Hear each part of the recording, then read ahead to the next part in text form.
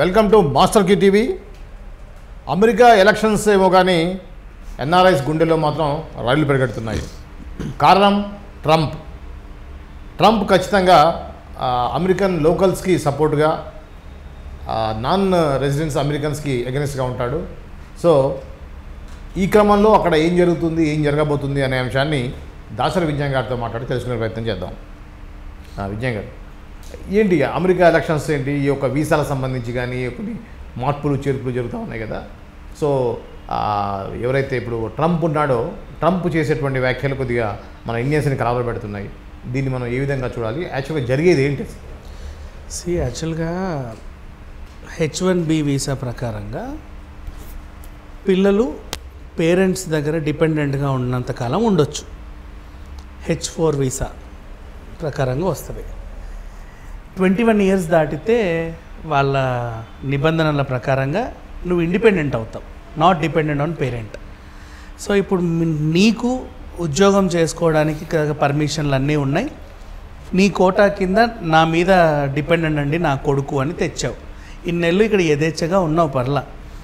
ఇప్పుడు ఆ కొడుకు కూడా అక్కడ కంటిన్యూ అవ్వాలి అంటే ఇండిపెండెంట్ కొడుకు ఇమీడియట్గా ఆయనకి ఏదన్నా స్టూడెంట్ వీసా ఇవ్వాలి, ఏదైనా చదువుతుండను.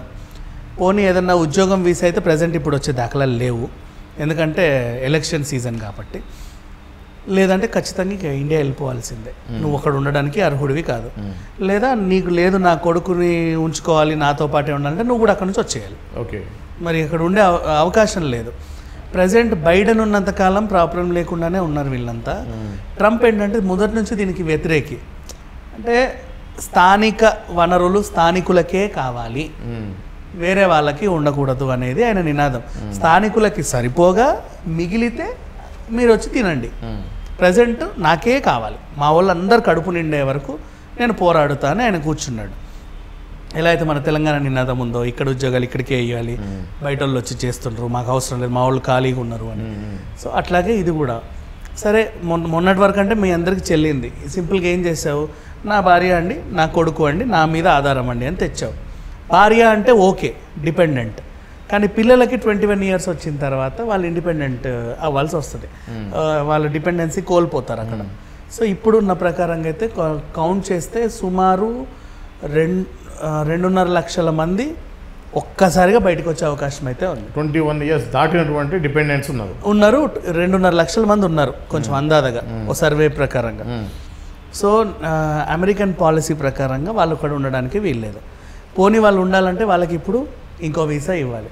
దీనికని చెప్పేసి చాలామంది సతమతం అవుతూ ఉంటే ఇప్పుడు ప్రజెంట్ కమలా హ్యారిస్ని అధ్యక్షుడు హోదాలో చూద్దామన్నట్టుగా వాళ్ళ ప్రయత్నాలు జరుగుతున్నాయి. ఇంకా ఆవిడనైతే అధికారికంగా ఎన్నుకోలే.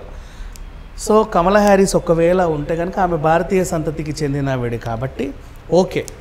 నెక్స్ట్ ట్రంప్ దాంట్లోనే మొన్న ఆయన ఉన్నాడు, వాన్స్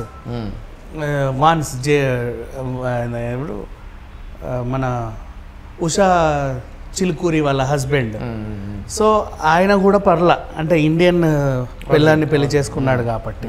సో ఇట్లా చూసుకుంటే వీళ్ళు సెనేటర్గా కానీ వీళ్ళ హోదాలో ఉంటే ఏమన్నా అవుతుందేమో అంటే ఆశావాహులు ఉన్నారు. అలా అని ఖచ్చితంగా తన సొంత దేశానికి ఏదో చేసుకునేదాకా అయితే వీళ్ళు లేరు. అంటే వాళ్ళకంటూ కొన్ని రూల్స్ అండ్ రెగ్యులేషన్స్ ఉంటాయి. నువ్వు ఎంత నీ దేశం నుంచి వస్తే మాత్రం నిన్ను ఇక్కడ ఎన్నుకుండబడితే మొత్తం మా దేశానికి అది కావాలి ఇది కావాలని అడగడానికి కూడా ఛాన్స్ లేదు. వాళ్ళకంటూ కొన్ని రూల్స్ రెగ్యులేషన్స్ అన్నీ ఉన్నాయి. నువ్వు ఇక్కడ నుంచి పోటీ చేసావంటే ఇక్కడ పౌరుడివే నువ్వు, అంతే. అట్లా నీ స్వదేశం అనేది నీకు అభిమానం గుండెల్లో దాచుకో, కానీ ఇక్కడ మా రూల్స్ అండ్ రెగ్యులేషన్స్ మార్చే అధికారం నీకు లేదు. సో ఈ విధంగా చూస్తే 2.5 లక్షల మంది పిల్లలు ఇప్పుడు స్వదేశానికి రావాలి. పిల్లల్నే పంపించి పేరెంట్స్ ఉంటారా, లేకపోతే వాళ్ళతో పాటు ముఠాముళ్ళ సర్దుకొని వీళ్ళందరూ వస్తారా అనేది ఇది. సో ఇక్కడ వీళ్ళు ఏంటంటే మా పిల్లలు పంపిస్తే మేము కూడా వెళ్ళిపోతామండి అంటారు.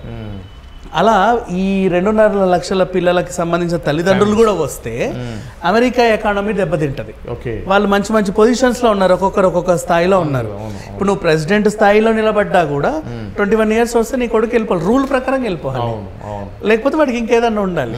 సో అట్లా వీళ్ళు నేను కూడా వెళ్ళిపోతా, నాకు నా కొడుకే కావాలి, మీ దేశం ఎంత నా కొడుకు భవిష్యత్తు కోసమే ఇడికి వచ్చాను, నువ్వు వాడే వద్దనుకున్నాక వాడు ఎక్కడ ఉంటే నేను వాడి కోసమే వెళ్తాను, వీళ్ళు వెళ్ళిపోతారు. అమ్మాయి అబ్బాయి కొడుకు బిడ్డ ఎవరైనా కూడా 21 years వీళ్ళందరూ ఇండియాకి వెళ్ళిపోతే వచ్చే నష్టం కూడా మళ్ళీ ఎకానమీ మీద పడుతుంది. సో ఆ రూల్ ప్రకారంగా ఉండలేరు, అలా అని ఆ రూల్ ఖచ్చితంగా అమలు చేస్తే ఉన్నోళ్ళు కూడా పోతారు. దీన్ని సవరించాలా లేకపోతే H1B నన్ను అడిగితే ట్రంపే తీసుకొచ్చాడు. ట్రంప్ తరుణం అంతకుముందు లేదు ఇది. సో దాన్ని సవరణలు ఏమైనా చేయాలా, దానివల్ల నష్టం ఎంత, పోనీ వాళ్ళని వదిలేస్తే నీ మనోభావానికి వచ్చే ఈ ప్రాబ్లం ఏంటి ఇవన్నీ, ఎందుకంటే నువ్వు హర్ట్ అయ్యే అది పెట్టుకున్న రూల్ అది. సో ఇప్పుడు మళ్ళీ వదిలేసావనుకో పోతుంది, విశ్వాసం పోతుంది వీళ్ళల్లో. వీడు మళ్ళీ సిచ్యువేషన్స్కి అగ్నెస్ట్గా తయారయ్యాడు, ఖచ్చితంగా చేస్తాడు అనుకున్న పని మళ్ళీ సవరించాడని ఉంటుంది. అలాని సవరించకపోతే తీవ్రమైన నష్టం కూడా ఎదురు చూడాల్సి ఉంటుంది. కరెక్ట్ మిడిల్ లైన్లో ఉన్నాడు, అటు ఇటు కాకుండా, అది పరిస్థితి. ఓకే ఓకే, అంటే ఇప్పుడు రాబోయే ఎలక్షన్ల దృష్టిలో పెట్టుకొని ఈ యొక్క ప్రకటన మాత్రమే చేశారా, ఇంప్లిమెంటేషన్ సంబంధించి ఏమైనా ప్రాసెస్ జరుగుతుంది? ఇంకా వీళ్ళు ప్రకటన చేయలా. ఈ సర్వే రిపోర్ట్ వాళ్ళు ప్రెసెంట్ ఈ న్యూస్ బయటకు తీసుకొచ్చారు. రూల్ ప్రకారంగా 21 years దాటిన వాళ్ళు ఇంతమంది ఉన్నారు. ఇప్పుడు వీళ్ళందరికీ స్టూడెంట్ వీసాలు ఇవ్వాలి అంటే ఇచ్చుకోలేని పరిస్థితి ప్రెసెంట్, ఎలక్షన్ ముందు టైము. అలా అని ఇస్తే ట్రంప్ మాట ఇచ్చి నిలబెట్టుకున్నోడు అయిపోతాడు. లేదు ఇవ్వలేదు పిల్లల్ని నా రూల్ ప్రకారంగా పోండి గెట్ లాస్ట్ అంటే వాళ్ళతో పాటు ఫ్యామిలీ వస్తుంది, కానీ పిల్లల్ని ఎవరు పంపరు. ఫ్యామిలీ వెళ్ళిపోతాయి. ఇన్ కేస్ కొంతమంది పంపించుకోవచ్చు, పోనీ లేరా నువ్వు ఉండొద్దంట, నేను ఇంకో దేశంలో వేస్తా, అక్కడ వీసా తీస్తా అని చదివిస్తే ఉండొచ్చు ఇంకేదో దేశంలో. ఇక్కడ ఉండడానికి లేదు. అట్లా అండర్స్టాండింగ్ పేరెంట్స్కి లేకుండా నా కొడుకుతో పాటు నేను పోతా అంటే 2,50,000 కుటుంబాలు హైదరాబాద్ని వీడిపోతే వాళ్ళు ఏ పొజిషన్లో పనిచేస్తున్నారో ఆ శాఖలన్నిటికీ ఒకసారి దెబ్బ ఉండి ఒక్కసారిగా మార్కెట్ పడిపోయే అవకాశం కూడా ఉంది. మళ్ళీ తేరుకుంటే అవకాశం ఉందో లేదో తెలియదు. ఆ భారీ నష్టాన్ని భరించగలిగే శక్తి అమెరికాకు ఉందా లేదా, ఆ నష్టాన్ని వచ్చే కొత్త అధ్యక్షుడు ఆయన ఆలోచన ప్రకారం భర్తీ చేయగలరా లేదా అనేది ఇప్పుడు క్వశ్చన్ మార్క్. ఓకే, ఇది అండి ఏదైతే అమెరికాలో కొత్త చట్టాలు తీసుకురావాలనుకుంటున్నారో దానికి సంబంధించిన వివరాలు. ఇలాంటి అప్డేట్ కరెంట్ అఫైర్స్ గురించి రెగ్యులర్గా మీతో మాట్లాడుతూ ఉంటాము. చూస్తూనే ఉండండి master key TV. Master key TV, please like, share and subscribe master key TV.